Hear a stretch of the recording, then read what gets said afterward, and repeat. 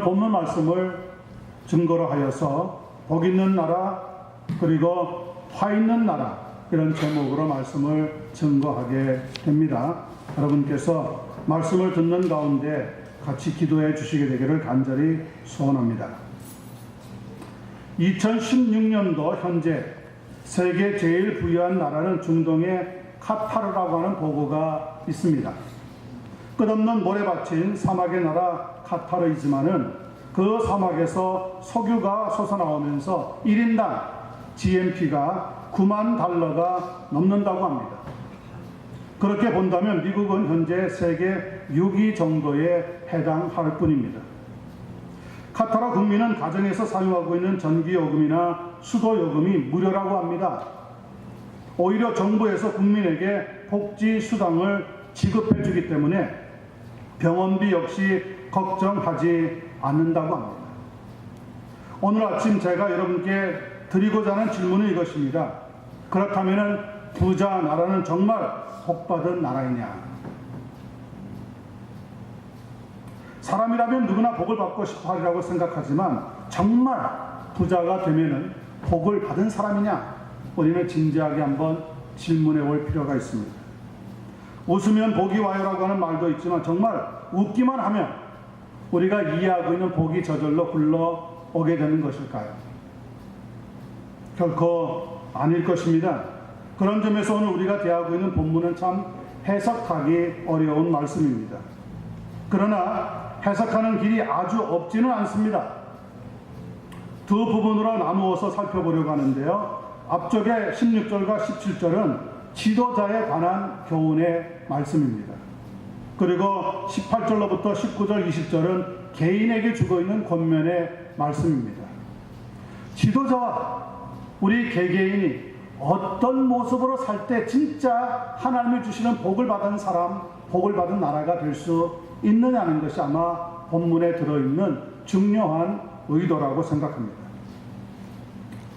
이미 제가 광고 시간에 말씀을 드렸지만 오늘은 성령 강림 주일이기도 합니다. 성령님께서 교회에 또 다른 보혜사로 찾아오셨습니다. 초대교회는 성령의 충만함을 받고 나가서 한 일이 무엇입니까? 복받는 일을 했습니다. 하나님이 우리에게 주신 복을 그냥 우리만 가지고 있을 수 없노라 여러분들에게 나눠주기를 원합니다. 하늘의 복, 영생의 복, 구원의 복을 여러분들이 반드시 얻기를 원합니다. 그것 때문에 목숨을 잃은 사람들이 부주기수로 나왔습니다. 그래도 복을 전하는 일을 그치지 않았습니다.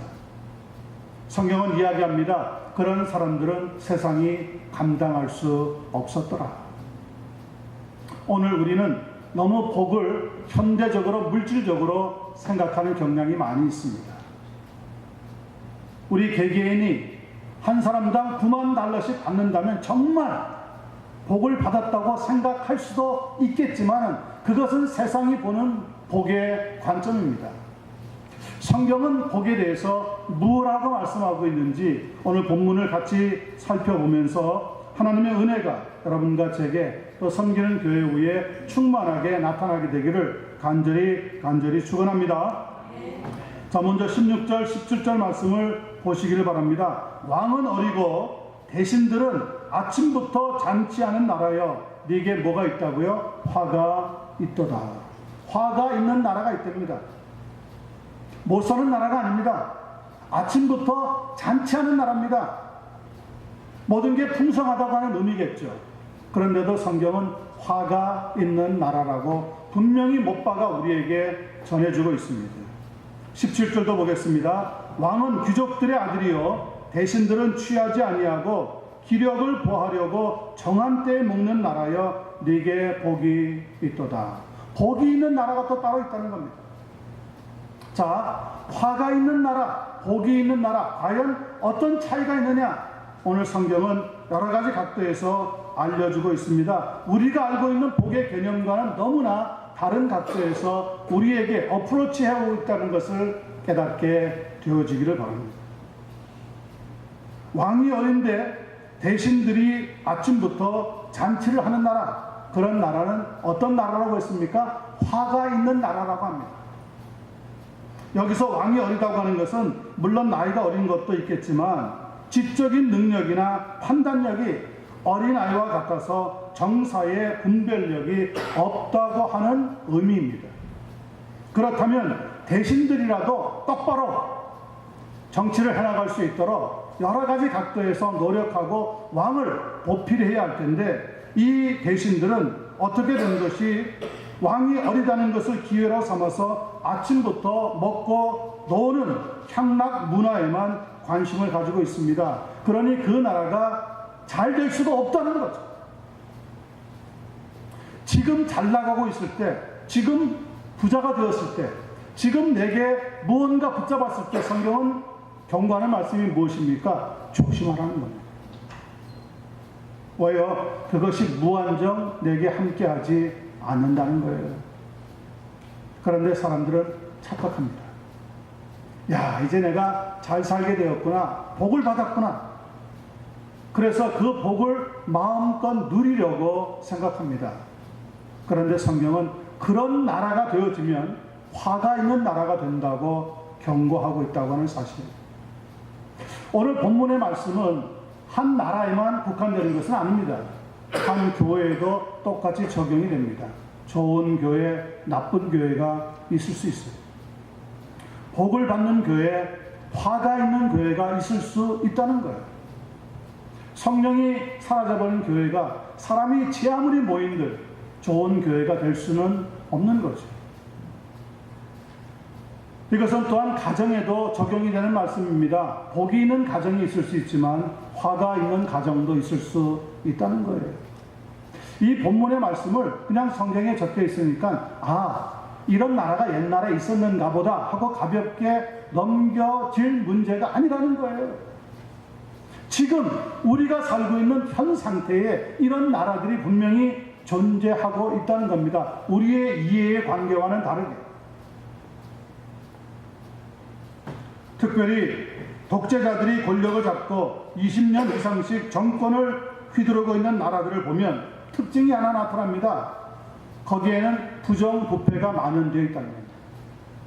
그래서 권력을 가지고 돈을 자기 것으로 만드는 사람들이 늘어나게 되어지면 분명히 그 나라는 실패하는 나라가 되고 만다는 거죠.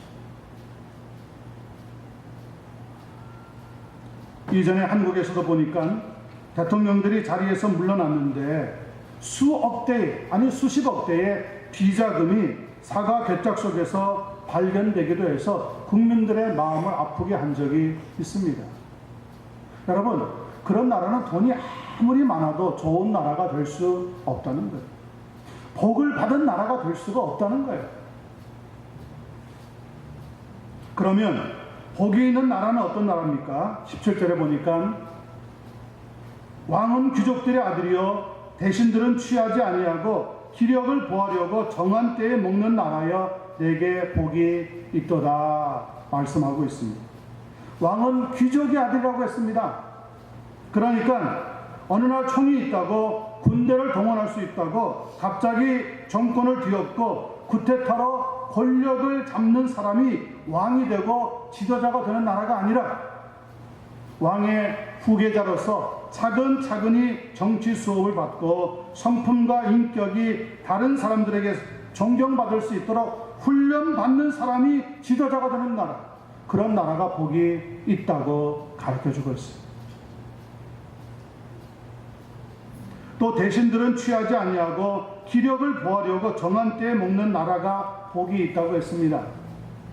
그러니까 나라의 중책을 맡아서 그 사명을 감당해야 하는 대신들이 먹고 마시는 데 가서 취하고 말짱한 정신이 아니라 흐리멍텅한 정신을 가지고 또 기력을 돕는 것이라고 하면서 기생집 같은 밀실에 가서 흥청망청 거리면서 살면 그런 나라는 결코 복된 나라가 될 수가 없다는 거예요. 그런 나라가 아니라 가정을 보호하고 건강을 잘 관리하면서 정말 국민들을 위해서 애쓰고 땀을 흘리는 그런 대신들이 있는 나라가 복을 받는 나라가 되어지게 된다는 겁니다.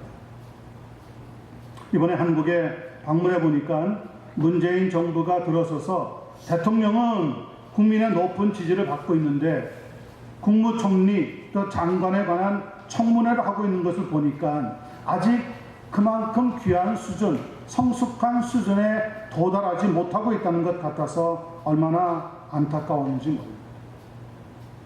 많은 사람들이 문재인 대통령이 들어서고 나서 걱정하는 사람들이 많이 있었습니다.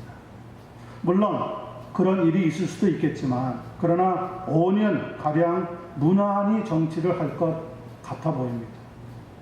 많은 국민들이 기대를 하고 있습니다. 그런데 거기에 따라 대신들, 다시 말하면 장관들이 그만큼 역량을 가지고 이끌어 줄 수 있는지 걱정이 많이 됩니다. 대통령이 스스로 정해놓은 5가지 절대 원칙에 어긋나는데도 시간이 없었다고 하는 이유로, 사람이 별로 없다고 하는 이유로 요직에 안치게 되어진다면 분명히 그 이전에 무너졌던 정권과 그리 달라 보이지는 않을 겁니다. 여러분, 무조건 비판하고 걱정만 할 것이 아니라 정말 좋은 장관들이, 좋은 대통령이, 좋은 나라가 세워질 수 있도록 하나님께 복을 간구할 수 있는 우리 교회와 성도들이 되어야 할 줄로 믿습니다. 요한복음 6장 27절에 보니까 그래서 썩은 양식을 위하여 일하지 말고 영생하도록 있는 양식을 위하여 하라. 이 양식은 인자가 너희에게 주리니 인자는 아버지 하나님께서 인치신 자라고 말씀하고 있습니다. 썩는 양식을 얻기 위해서 나의 전력을 투구하고 그것 때문에 돈을 벌려고 그러고 그것 때문에 잘 살기를 추구한다면 대신이 누구든지, 대통령이 누구든지, 국민이 누구든지 그 나라는 복을 받는 나라가 아니라 화가 있는 나라가 될 수밖에 없다는 거예요. 한 나라든지 한 교회든지 책임과 직분을 맡은 지도자가 그 격에 맞는 말과 행동을 하면서 실천해 나갈 때 분명히 좋은 결과가 맺어지게 될 줄로 생각합니다. 여러분, 그것이 인격 아니겠습니까? 교회의 장로님들이 대표 기도를 멋있게 하고 났는데 막상 집에 들어가서 사회 직장 다니면서 엉터리 삶을 살다면 여러분, 그런 교회가 어떻게 좋은 교회가 될 수 있겠습니까? 목사님은 간단해서 그럴듯한 말씀을 잘 감동적으로 전해주고 나서 집에 들어가서 아이들과 불화가 있고 아내와 싸우고 밖에 나가서 다른 목사님들하고도 좋은 관계를 맺을 줄 모른다면 여러분, 어떻게 그 교회가 좋은 교회, 복받는 교회가 될 수가 있겠습니까? 여러분, 사람은 잠시 속을 수 있습니다. 그러나 하나님은 속을 수가 없습니다.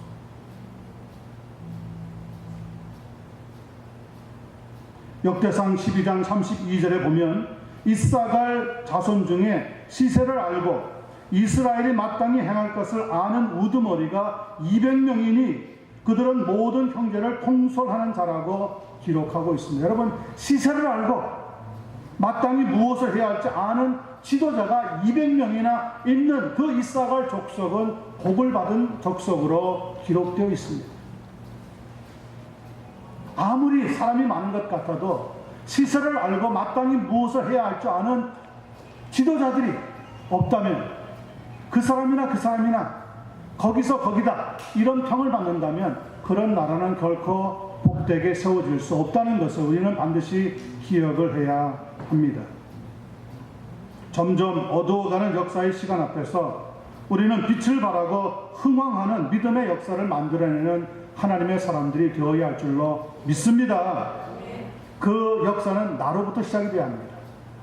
내가 정말 하나님의 복을 받은 사람이라는 것을 알고 하나님 앞에서든지 사람들 앞에서든지 교회에서든지 가정에 있든지 일터에든지 진실한 사람, 누가 봐도 저 사람은 신임할 수 있는 사람, 정말 하나님을 두려워할 줄 아는 사람, 그런 믿음의 사람으로 살아갈 때 여러분을 통하여서 하나님의 생명의 향기가 나타나게 될 줄로 믿습니다. 그런 귀한 성도들 되시기를 예수 그리스도의 이름으로 간절히 축원합니다. 자, 두 번째 18절로부터 19절 20절 말씀을 살펴봅니다. 게으른즉 석가래가 내려앉고 손을 놓은즉 집이 새느니라.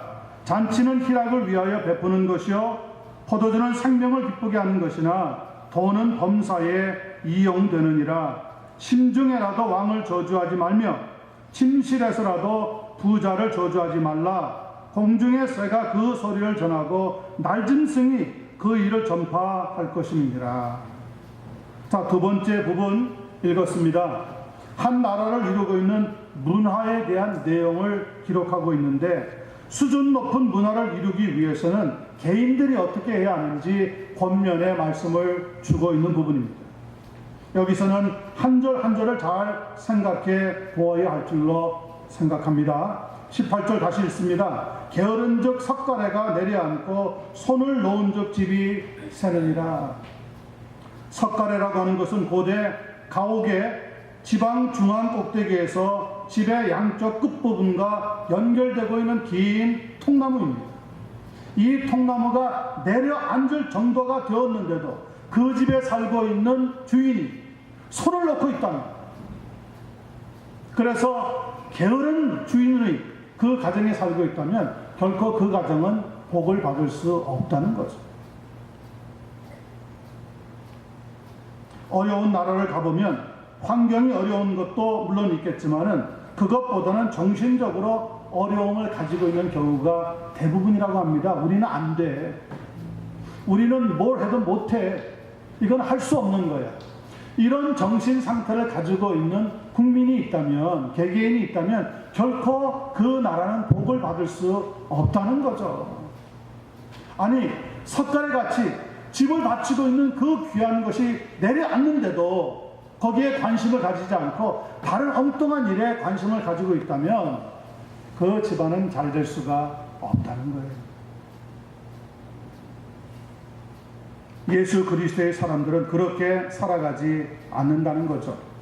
히브리서 6장 11절 12절 말씀입니다. 우리가 간절히 원하는 것은 너희 각 사람이 동일한 부지런함을 나타내어 끝까지 소망의 풍성함에 이르러 게으르지 아니하고 믿음과 오래 참음으로 말미암아 약속들을 기업으로 받는 자들 본만든 자 되게 하려 함이라. 게으른 자, 일하기도 싫어하는 자, 그런 사람들은 복을 받을 수가 없다는 거예요. 예수 믿는 성도라면 마땅히 모든 일에 적극적인 자세를 가지고 일의 결과를 아름다운 방향으로 이끌어나는데 노력을 해야 한다는 거죠. 결과는 하나님의 손에 있습니다. 그러나 우리가 진행해야 하는 일은 마땅히 우리가 담당을 해야 하는 거죠.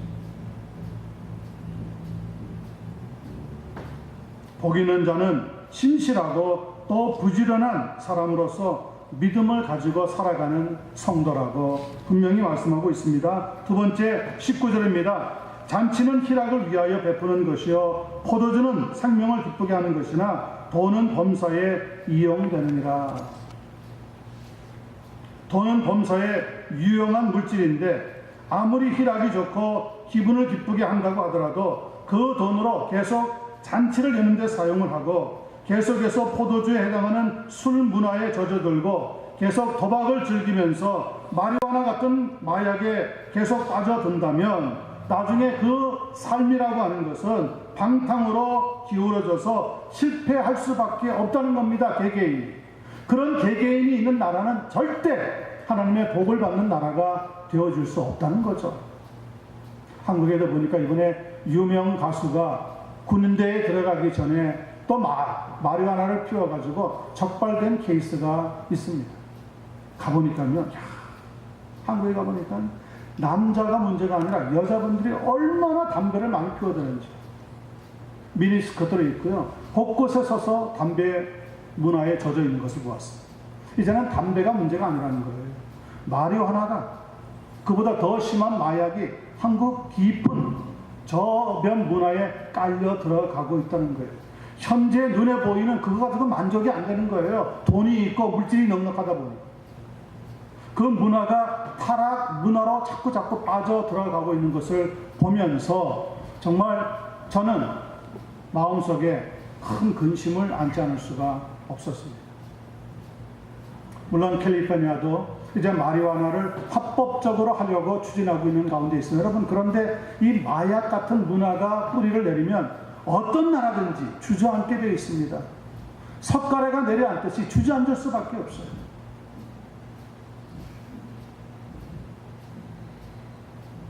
물질은 필요하지만 그 물질은 꼭 필요한 곳에 사용되어야 한다는 겁니다. 마태복음 19장 20절의 말씀입니다. 너희를 위하여 보물을 땅에 쌓아두지 말라. 거기는 좀과 동력이 해하며 도둑이 구멍을 뚫고 도둑질하느니라. 오직 너희를 위하여 보물을 하늘에 쌓아두라. 거기는 좀이나 등록이 해하지 못하며 도둑이 구멍을 뚫지도 못하고 도둑질도 못하느니라. 여러분, 우리가 아끼고 소중히 여기는 그 돈을 하늘에 쌓아두라고 합니다. 그 말은 우리의 돈을 가지고 있다고 하더라도, 내 돈이라고 하더라도 하나님 나라를 위해서 사용할 줄 아는 하나님의 백성이 될 때 진정한 복이 무엇인지 깨닫는 역사가 있게 되어진다는, 여러분들 얼마를 벌든 하나님 나라 위해서 그 돈을 사용할 수 있는 주의 종들 되기를 간절히 소원합니다.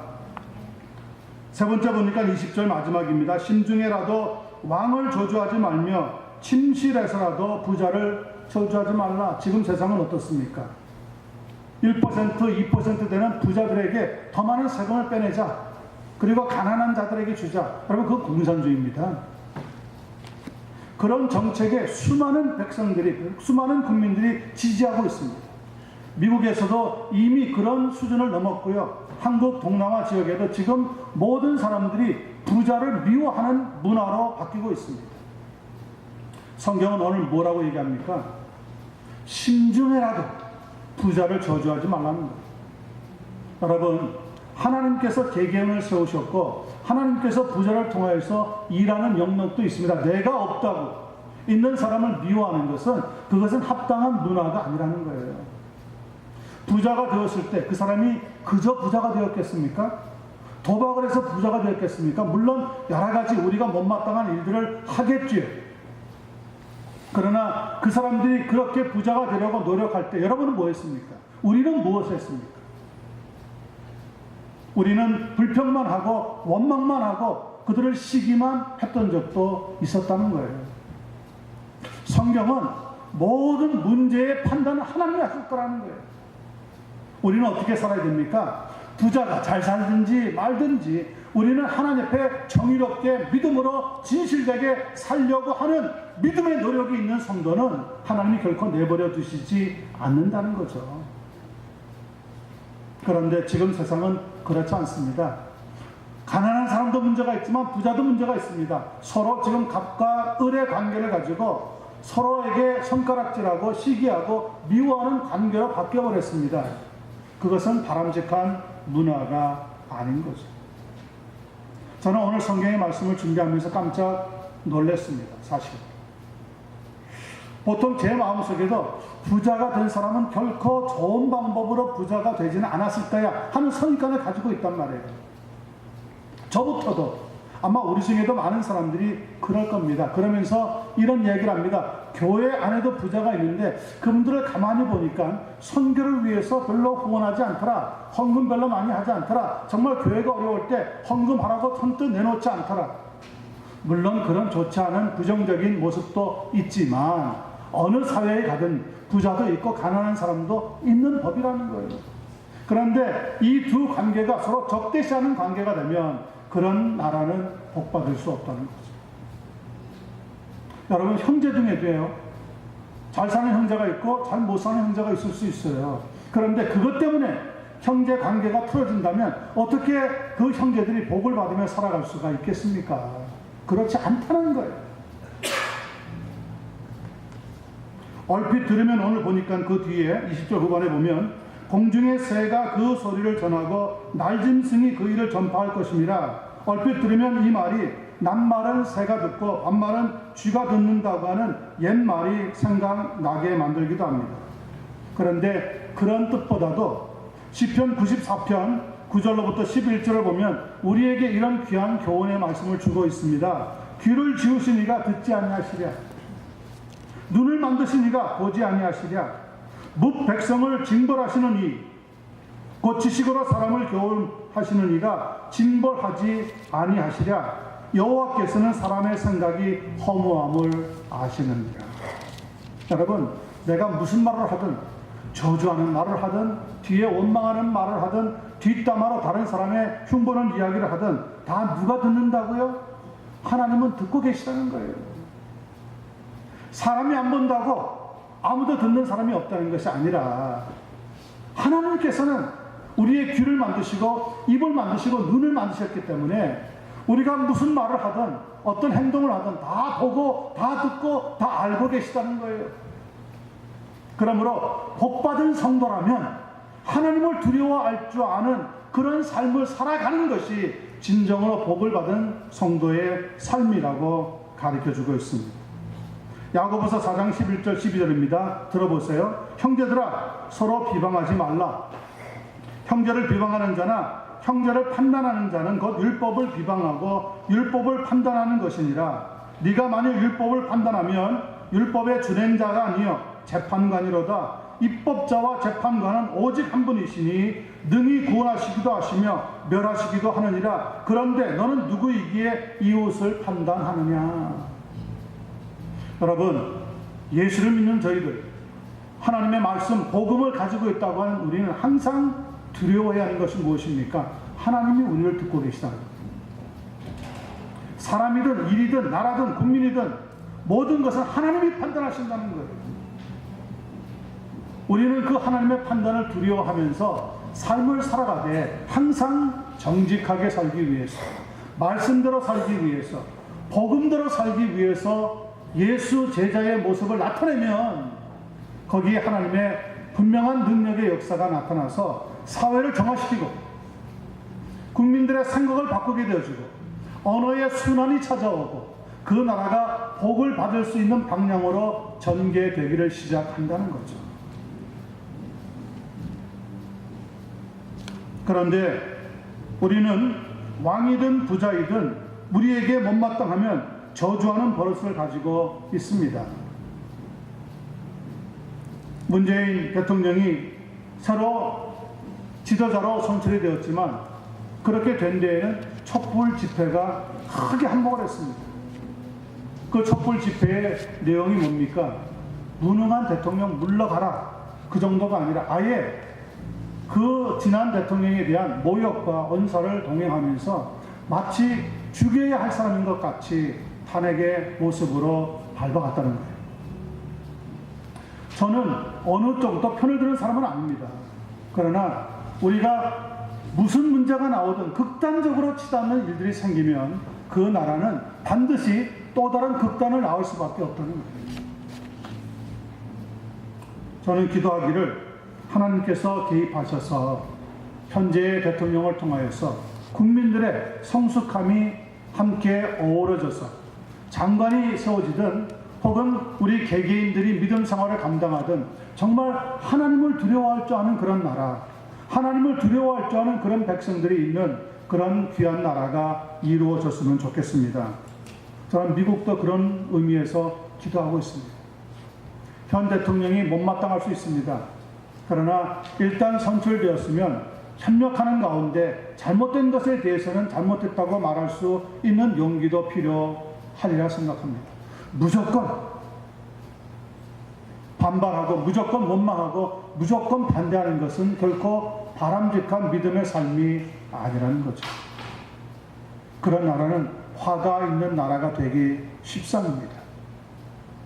여러분의 가정이 남편이 아내를 늘 미워하고 아내가 남편을 늘 잔소리하고 두 사람이 불화한다면 여러분 누가 피해를 입는지 아십니까? 당사자들도 있겠지만 제일 큰 상처를 입는 것은 자녀들입니다. 자녀들을 위해서라도 자제할 수 있어야 하는 거죠. 어른이 아이들과 뭐가 다릅니까?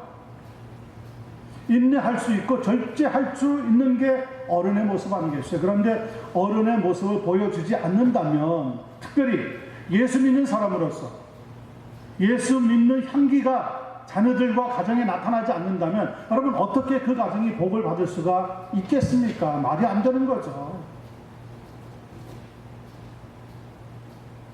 남을 저주하고 원망하고 시기하고 뒷담화를 즐기는 문화를 살아가는 사람들은 결코 복을 받을 수 없을 뿐만 아니라 화가 있는 개개인이 되어지고 만다는 것이 성경의 교훈입니다. 에베소서 5장 3절로부터 온갖 더러운 것과 탐욕은 너희 중에서 그 이름조차도 부르지 말라. 이는 성도에게 마땅한 말이라. 누추함과 어리석은 말이나 희롱의 말이 마땅치 아니하니 오히려 어떤 말을 하라고요? 감사하는 말을 하라. 여러분 한번 따라하시길 바랍니다. 오히려 감사하는 말을 하자. 오히려 축복하는 말을 하자. 오히려 격려하는 말을 하자. 예수 믿는 사람은 그렇게 살아야 되는 거죠. 그래야 복음이 증거되지 않겠습니까? 그래야 교회에 오고 싶은 마음이 생기지 않겠습니까? 제가 이번에 한국에 가서 한 가지 그런대로 잘했다 하는 생각이 드는 것은, 물론 뭐 여러 가지 일들도 제가 가담해서 진행하긴 했지만, 저희 친척들, 저희 사촌들, 저희 아버님, 형제분들 통한 그 자녀들, 예수 믿는 사람이 없거든요. 저희는 예수 믿는 가정에서 태어나질 않았으니까 아예 예수님을 어떻게 믿는지조차 몰라요. 그런데 저희 사촌 큰 누님이 지금 벌써 72이나 되셨더라고요. 그 큰 누님이 아들이 하나 있는데, 이 아들이 결혼했는데 예수 믿는 아내예요. 어머니는 잘 모르는 거죠. 그 누님은 잘 몰라요. 예수 믿는 게 무엇인지.